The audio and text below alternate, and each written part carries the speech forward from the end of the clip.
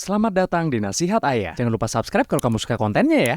Perlukah kita untuk terus meminta maaf kepada orang yang tidak mau memaafkan kita? Ya, jadi pertama gini, meminta maaf itu adalah perbuatan yang utama. Makanya di dalam Al-Quran disebutkan merupakan salah satu tanda orang yang bertakwa. Nah memang meminta maaf itu menyatakan bahwa saya bersalah itu kan berat, ya kan? Nah tapi kalau orang kita sudah minta maaf, kemudian orang tidak mau memberikan maaf, ya kewajiban kita udah selesai. Yang penting itu adalah kalau kita bersalah ya kita minta maaf. Minta maafnya itu tapi gimana ya maksudnya? Cuma sekedar misalnya cuma bilang sorry, oh udah saya udah, berarti kewajiban saya udah selesai. Kamu tetap mau marah? Ya enggak, tahu gitu. Ya tergantung kesalahannya. Oh gitu. Ya kalau kesalahannya kesalahan sederhana, ya kita cukup dengan kata-kata begitu ya kan. Tapi namanya manusia ini kan memang wataknya macam-macam ya. Ada orang yang keras, yang menghargai dirinya secara berlebihan lah. Ya kan, sehingga dia merasa bahwa kalau kita punya salah sedikit aja sama dia, itu dianggapnya sudah suatu perbuatan kriminal, salah gitu seolah-olah, ya kan. Ya ada orang yang begitu. Kalau kita menghadapi orang yang begitu, ya kita yang penting kita minta maaf, selesai. Jadi tadi tergantung dari besar kecilnya kesalahan. Kalau kesalahannya itu besar, mungkin minta maafnya tidak hanya sekedar bilang sorry gitu aja, tapi perlu pendekatan penjelasan, misalnya kenapa kesalahan itu kita lakukan.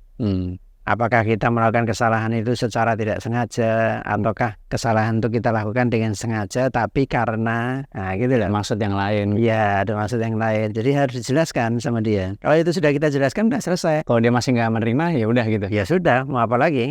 Tapi kan besar kecilnya masalah itu kan di setiap orang berbeda-beda, subjektif. Ini besar kecil atas pandangan siapa maksudnya? Ya atas pandangan umum. Oh pandangan umum gitu ya? Iya, pandangan umum. Jadi orang kalau melakukan kesalahan seperti itu seperti apa, itu termasuk kesalahan besar apa kesalahan kecil atau sedang gitu kan. Kita lihat aja kelayakan lah. Makanya itulah pentingnya orang bermasyarakat.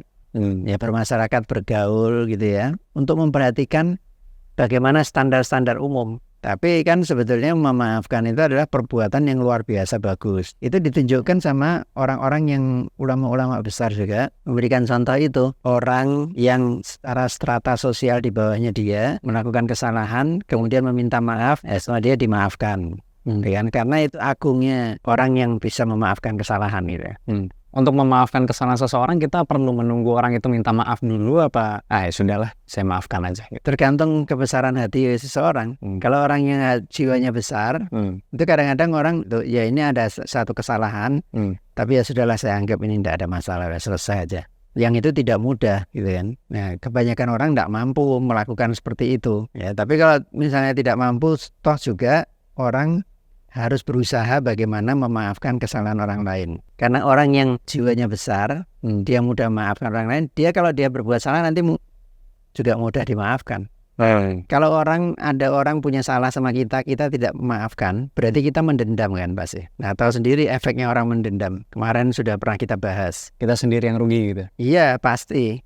Berarti kalau nggak memaafkan orang tuh yang rugi kita sendiri sebenarnya gitu. Sebetulnya iya. Tapi orang kan kadang-kadang mengikuti nafsunya kan. Nah, banyak orang yang setiap harinya tuh selalu berpikir mau keluar dari pekerjaannya gitu. Tiap hari secara konsisten pengen keluar gitu. Apa yang harus dilakukan oleh orang tersebut? Dia kepengen keluar karena apa? Kemungkinan besar sih karena pastinya dia nggak senang di situ pastinya. Satu bukan passionnya mungkin. Pekerjaan itu bukan passionnya dia. Satu, tapi dia butuh uang. Dua, mungkin lingkungan. Jadi gini, mengenai passion ini, itu menurut ayah orang-orang ini terlalu membesar-besarkan passion, ya kan, sehingga seolah-olah tidak ada passion di situ ya kita tinggal, seolah-olah begitu. Padahal ya sebetulnya namanya passion itu bisa aja datang belakangan. Seperti orang cinta, orang kawin belum cinta, nanti cintanya bisa aja datang belakangan kan, bisa gitu ya. Bisa artinya tidak selalu gitu ya. Ada kemungkinannya lah. Iya. Nah, kecuali ada hal yang sangat mengganggu dia di situ sehingga dia tidak bisa berprestasi. Pekerjaan itu boleh ditinggalkan kalau ada gangguan yang menyebabkan dia tidak bisa berprestasi. Satu. Kemudian yang kedua, kalau lingkungannya membuat dia terlalu tegang, terlalu stres misalnya. Seperti yang tempoh hari pernah kita bahas mengenai lingkungan yang toksik misalnya gitu kan. Sementara pimpinan juga toksik juga sama. Nah itu ya barulah dia mempertimbangkan untuk pergi. Tapi sebelum orang mempertimbangkan untuk pergi, itu perlu dia duduk, ambil kertas, ambil ballpoint, tulis apa risikonya kalau dia meninggalkan kerja dan apa risikonya kalau dia tetap bertahan di situ. Tuliskan. Kenapa? Makanya yang bilang kenapa mesti kertas, ballpoint ya. Ini kan cara kuno nih. Tapi itu ternyata perlu itu seperti itu. Menuliskan apa untung ruginya kalau dia meninggalkan, apa untung ruginya kalau dia tetap di situ. Untuk benar-benar tahu seberapa besar resikonya itu ya. Iya. Karena ya seperti kita tahu juga bahwa orang mencari pekerjaan itu tidak mudah kan. Kalau dia misalnya memutuskan untuk oke, saya mau stay di sini deh gitu. Ya. Apa yang harus dia lakukan ya biar pikirannya tuh nggak pengen keluar terus rasanya? Mungkin dia sosialisasinya kurang pergaulannya di situ. Nah, jadi dia harus ikut terlibat dalam pergaulan, duduk bersama waktu istirahat dengan teman-teman yang satu pekerjaan, mendekatkan diri kepada pimpinan. Pengalaman ayah mengamati di setiap lingkungan kerja, karena ayah kan pindah-pindah kerja kemana-mana itu sudah.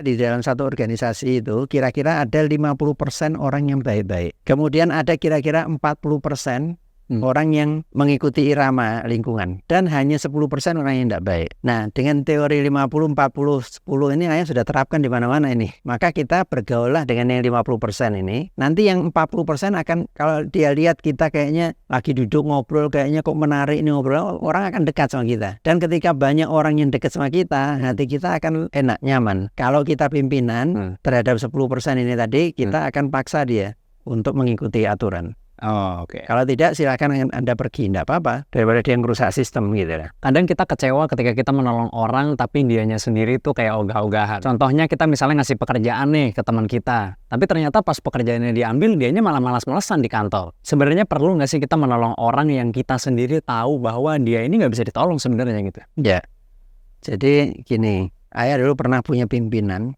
ya, seorang profesor. Orangnya sangat bijaksana. Sangat bijaksana, dan dia tuh banyak ilmu-ilmu hikmah yang dia suka sampaikan kepada anak buahnya, termasuk kepada ayah juga. Dia bilang begini katanya, kalau ada orang, kalau kita kan punya perahu organisasi ya. Kalau ada salah satu anggota di perahu itu dia sudah minggir, hampir jatuh ke laut, jangan kamu dorong, tarik ke tengah. Nah, itulah pertolongan tadi kan. Itu ayah selalu ingat-ingat itu. Artinya orang yang jahat pun juga sebetulnya itu tidak ada orang yang jahat tuh. Tapi dia melakukan kejahatan karena sesuatu mungkin. Dulu backgroundnya pernah mengalami apa dan sebagainya gitu kan. Kita bisa mengupayakan dia untuk menjadi baik kalau memang kita mau. Nah, tapi kan ada yang sangat melelahkan. Jadi ada orang yang mau kita tolong, setiap kita tarik ke tengah dia lari lagi ke pinggir lagi, tarik ke tengah, lari lagi ke pinggir, terus menerus. Tidak bisa membutuhkan perhatian kita secara watchdog, ya kan, sehingga kita akhirnya melelahkan sekali, sementara dia tidak berubah. Ya, untuk orang-orang yang begini kita paling-paling bisa memberikan nasihat-nasihat aja sama dia. Kalau misalnya kita tahu, oh kayaknya teman kita yang satu ini nggak bisa ditolong nih kayaknya gitu, ya udah berarti kasih nasihat aja gitu ya. Kalau sudah dicoba ternyata dia tidak berhasil, ya kan, dan dia kelihatannya memang tidak berubah, ya apa boleh buat, kita cukup sampai di nasihat-nasihat aja. Tapi tetap dinasehatin, tetap dikasih tahu. Tetap, kalau selama kita masih bisa, kita kasih tahu. Nah, siapa tahu nanti suatu ketika dia berubah, ya kan? Karena kita menyelamatkan orang dari lingkungan yang jelek itu sangat besar pahalanya. Nanti balasan dari Allah itu di dunia dan di akhirat. Ketika kita selalu merasa ketinggalan dibandingkan dengan teman-teman kita yang lain, apa yang harus kita lakukan? Tentu kan nomor satu evaluasi diri kan.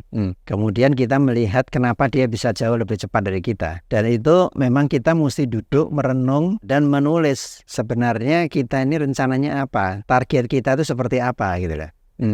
Apa mungkin target kita terlalu tinggi sehingga tidak akan mungkin tercapai, ya kita harus rubah. Atau kita misalnya punya target sekian, tapi effort kita tuh hanya rendah, kecil. Ya kita pilih satu dari dua. Kalau kita memang tidak mampu, betul-betul tidak mampu, ya sudah kita turunkan targetnya. Tapi kalau kita sebetulnya mampu tapi effortnya kurang kuat, ya kita harus tingkatkan. Bagaimana cara meningkatkannya? Ya kita evaluasi. Sebetulnya apa yang kita lakukan ini masalahnya di mana gitu lah.